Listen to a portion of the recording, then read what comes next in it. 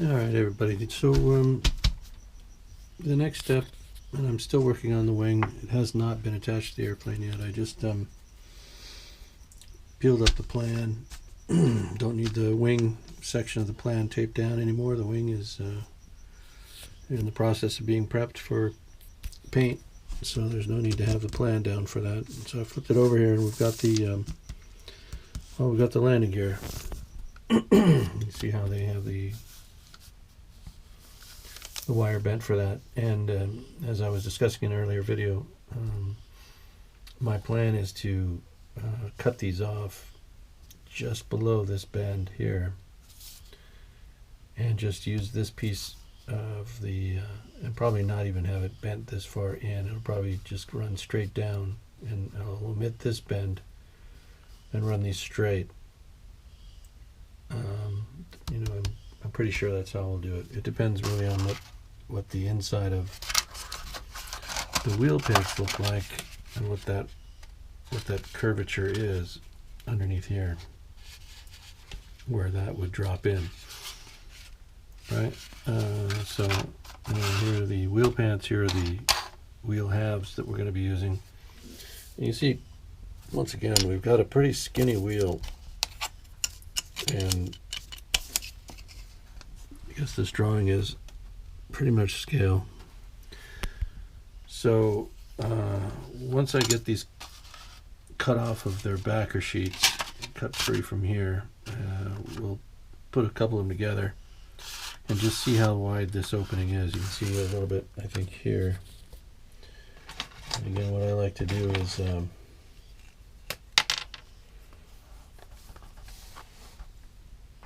just line this out so I can see where my blade's going to be.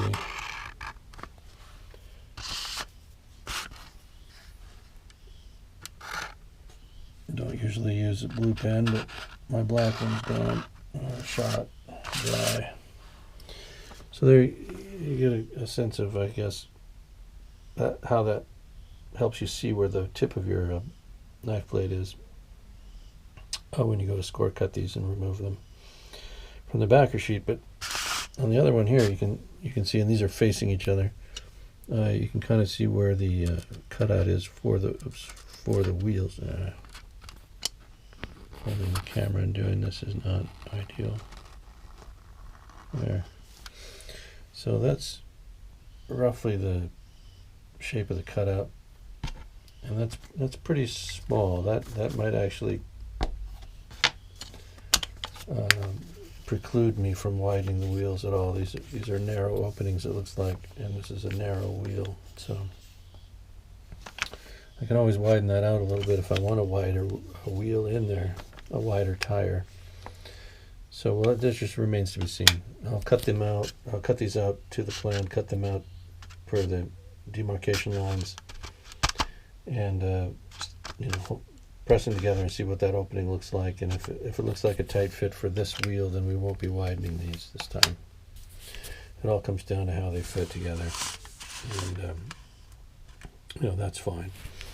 So you can see here on the wire, the reason I want to change this up is on this illustration, you can see that the wire comes down and then rides along the outside of the wheel pant, and then you drill a hole here and run it through to capture the wheel, to work it to function as the axle. And I don't like that because this is not to scale. This is not what this would look like on the airplane itself. So what I'll be doing here is probably, and I think the attachment point is higher on the wheel pants, on the wheel fairing.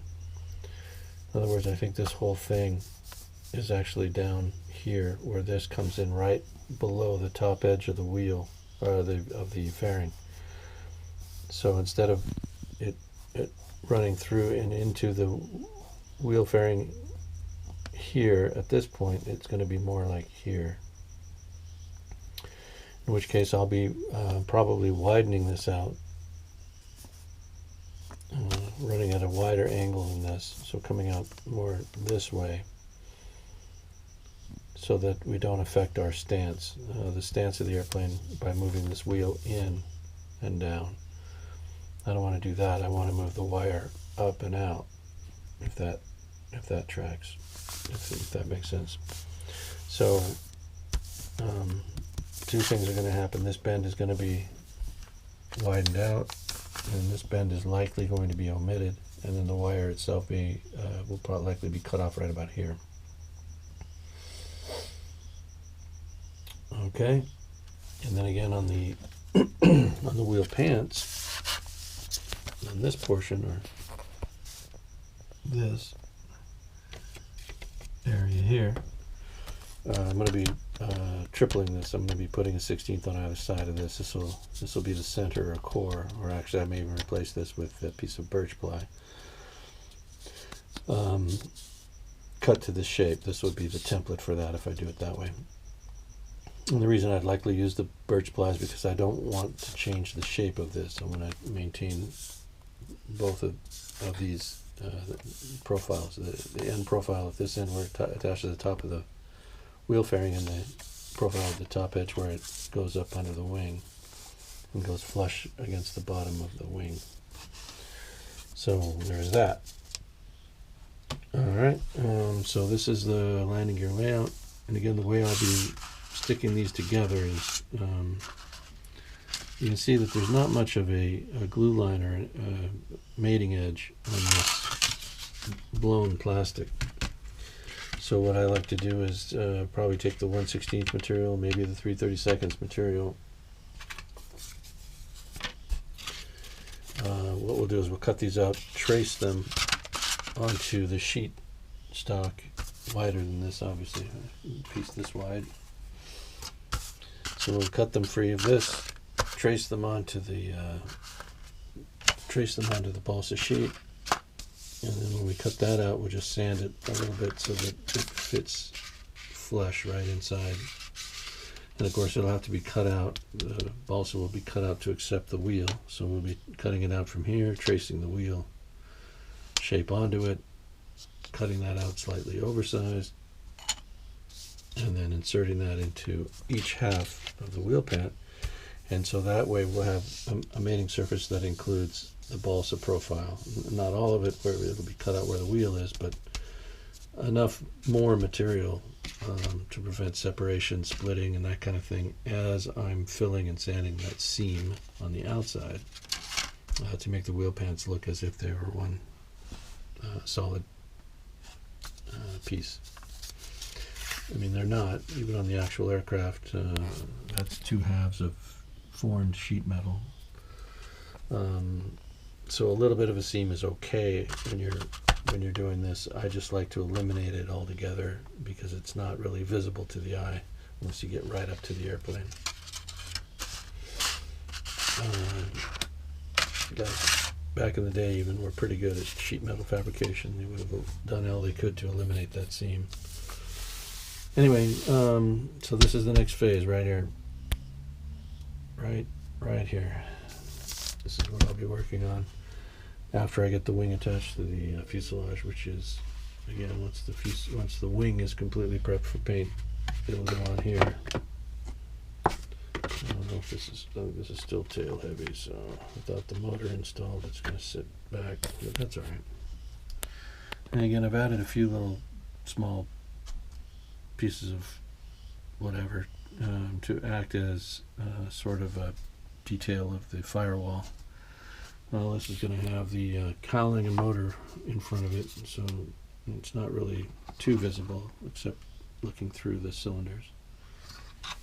But I do it anyway, just because that's kind of half Canadian than I am. On the pilot, I've fabricated some goggles for our Intrepid Aviator. I just have to make the strap that goes around his head, his flying hat. So when he gets painted up, I mean, it might look okay. I mean, it'll look better than nothing. Let's put it that way. But with a little paint on it, it should actually look okay. And, you know, I'm good with that. Okay is okay until it isn't. All right, so that's where we're at. That'll be our next phase of the construction. All right, wing is still being prepped. I've got last coat of dry spackle on there on the top surface. And again, we'll be sanding this off, applying one more layer of dry spackle to the underwing surface and sanding that off, and then it'll be the wet application with some sand and seal coats in between. And the wet application is just rubbed in with your fingers and then sanded away with the lighter grit, mostly with just a 220 sandpaper. And after that last application of the sand and seal, and we get a nice smooth wing, the subsequent sanding is done with a wet dry, typically like a 320 through 400 grit sandpaper. This stuff is what I do the final polishing with. What is this? Wet dry A-weight.